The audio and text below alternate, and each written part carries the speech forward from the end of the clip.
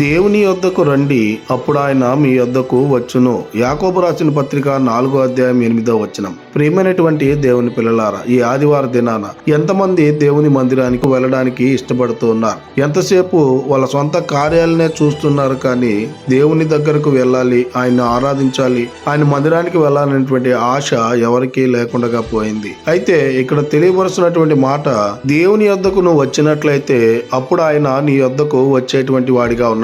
నువ్వు ఏ శ్రమల్లో ఉన్నా, ఏ కష్టాల్లో ఉన్నా, ఏ బాధల్లో ఉన్నా, ఏ సమస్యల్లో ఉన్నా, అవన్నీ నీకు తొలగిపోవాలంటే మొదటిగా నువ్వు దేవుని మందిరానికి రావాలి, దేవుణ్ణి ఆరాధించాలి, దేవునికి లోబడి జీవించేటువంటి వారంగా ఉండాలి. గనుక ఇక నుంచైనా ఆయన మందిరాన్ని నిర్లక్ష్యం చేయకుండా దేవుని దగ్గరకు మనము వచ్చేటువంటి వారంగా ఉండాలని కోరుకుంటూ ఈ దిన వాక్యం ద్వారా దేవుడు బలపరచును కాక. ఆమేన్. ప్రార్థన. మమ్మల్ని మిక్కిలిగా ప్రేమిస్తున్న ప్రియ పరలోకముందున్న మా తండ్రి, మీకే కోట్లాది వందనాలు, స్తుతి స్తోత్రాలు ప్రభా. ఈ ఉదయకాల సమయంలో ఈ వాగ్దానం ద్వారా మీరు మాతో మాట్లాడినందుకై వందనాలు ప్రభా. ఈ వాక్యాన్ని ఎవరైతే విని ఉండారో వారందరి జీవితాల్లో మీ కార్యాన్ని నెరవేర్చమని ప్రార్థన చేస్తున్నాం.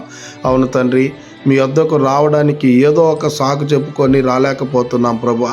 దయతో మమ్మల్ని క్షమించి ఇక నుంచైనా తండ్రి మీ మందిరానికి మేము వచ్చేలాగున మమ్మల్ని జ్ఞాపకం చేసుకోమని ఈ దినాన తండ్రి, ఎవరైతే ప్రయాణాలు చేస్తూ ఉన్నారో, ఎవరైతే తండ్రి పనులు చేస్తూ ఉన్నారో, ఎవరైతే నూతనంగా పనులు ప్రారంభిస్తున్నారో వాళ్ళ పనుల్లో, వాళ్ళ ప్రయాణాల్లో మీరే తోడై ఉండి నడిపించమని ప్రతి బిడ్డను మీ కృపగల హస్తాలుగా చెప్పుకుంటూ కృపని కోరుకుంటూ యేసుక్రీస్తు పరిశుద్ధ నామమున అడిగి మరి ప్రార్థన చేస్తూ వేడుకుంటున్నాము తండ్రి. ఆమేన్.